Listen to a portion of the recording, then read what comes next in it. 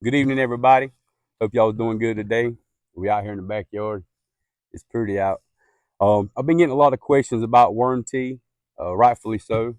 It allows you to take the product and turn it into a brew of tea that could be stretched, and you could take a quart and treat anywhere from 500 to 1,000 square foot using this method where you turn 5 gallons into 10 gallons. Of course, as you experiment with all of this, you'll develop your own techniques, and you may end up with a different ratio. I know many folks do who get serious about it. The whole reason one would want castings in the first place is because of the microbial content and the ecosystem that is inside of the castings. Um, when you do worm tea, you're adding oxygen, which we'll get to that, and you're adding a food source, and it multiplies the microbes that are already in the castings. Um, so this is our bucket. Uh, MSRP on it'll be $50, and it's a kit, and it comes with everything you need to get started brewing your own worm tea. So what you'll get in the bucket is an air pump. Now this is rated for 20 gallons, so it's a plenty for the 5 gallon bucket. Inside here you'll get the hose that you need, the pump, and of course the air stone. Okay. You'll also get 4 cups of our worm castings, which is a quart. And then you'll get a reusable tea bag. So once you use it, you can rinse it out, store it, reuse it again. We've also installed a tap, so there's no mess getting in and out of the top of the bucket. You can put the lid on, brew away, and when it's done, you can just access it at the bottom here. And then we've also drilled a hole and installed a rubber grommet for easy access with the hose.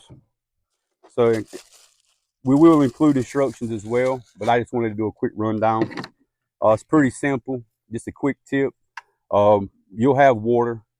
So when you're doing this, you just want to dip the hoses in a little bit of water. I find it easier to put it on and off, take it on and off. Okay. So what you want to do is, and also, um, it does not come with a food source or the water or the stirring stick. So that's the 3 things you'll need. Um, and you want to dechlorinate your water. You can use well water, spring water, pond water. But if you're using a tap and you know there's chlorine in it, I would suggest that you let it sit out for at least 24 hours in the sunlight's good, or just in the room.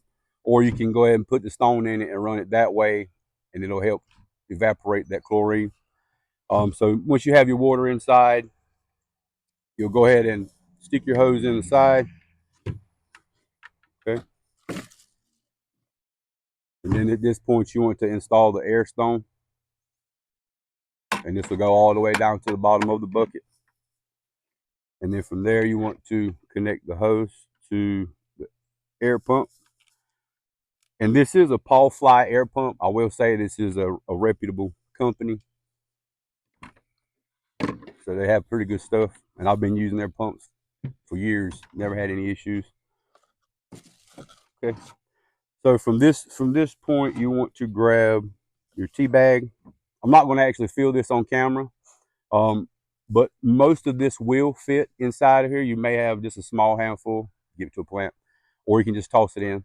But once you get it filled, you want to pack her down, get as much as there as you can, and you want to pull it to. And I would suggest tying this in a little knot that'll allow you to untie easily. Okay, and then you want to put this in the water. I suggest when you put it in there, let it soak, and then if you want to, you can reach in and squeeze it, massage it, get that saturated pretty good, get it going, and then of course mothers or grandmas. I don't know why I said mothers, but grandma's molasses. It's unsulfured. Make sure you get unsulfured. This is what I've been using forever. Some people say you can use Karo syrup or sugar. I think kelp is one thing you can use as well, but this is the quick go-to. 3 tablespoons in the 5 gallon bucket. And then once you do that, you want to stir that molasses around because it will settle in the bottom. I like to stir it around, get it dissolved. And you want to plug in your air stone, and then you'll start to see the bubbles. Of course, make sure the air stone is seated in the bottom of the bucket because you want the oxygen working from the bottom all the way throughout the whole tea brew. And you want to stick your lid on. Now you can let this go for 24 to 48 hours. Me personally, I try to hit the 48-hour mark because you can reach a population point where the microbes peak. Some folks swear by going longer, the longer you go, the more microbes to increase. I hadn't really experienced the difference because I have let some brew for a week where it seemed like it didn't do as good as the ones that I let go 48 hours. So you can experiment with that. And just a side note, as you start using and developing these techniques in your own garden, you will develop your own style. There's nothing wrong with that, and I strongly encourage it.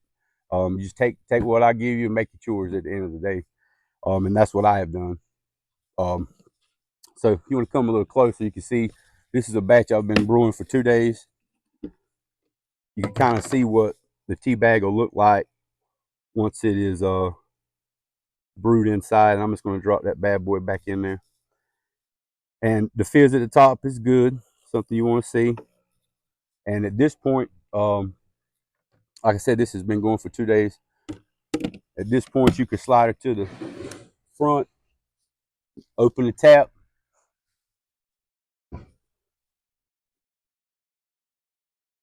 All right, grass is gonna love that.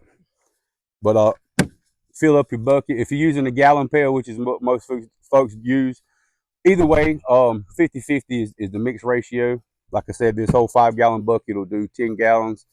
You can stretch it further. Like I say, experiment with it. That's just what I've used, is a 50-50 ratio. I'm pretty sure you'll find people using different ratios. But the microbial content that you are creating by introducing the oxygen to the dechlorinated water and putting it in the food source is phenomenal. And it's going to benefit your plants in ways I'm not even going to get into on this video. That'll be another video for another day.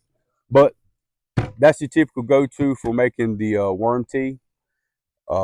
This will be at the Carolina Peddlers Mall. We will be setting up at the Robeson County Farmers Market as well this season. We hope to encourage more folks to come out and get involved with their community.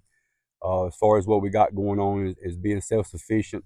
I feel that if we can go to our neighbor who is providing a quality product um, and get it there versus going to corporate America, Walmart, and places where people are cutting corners and giving us a malnourished product to make money. I think we should invest in our community, and that's another goal that we're hoping to reach, is to get more people involved with the community efforts. It seems like everybody's living their own separate lives, and we want to kind of break those walls down because I believe the future is marketplaces where folks are coming together and providing food and medicine for themselves.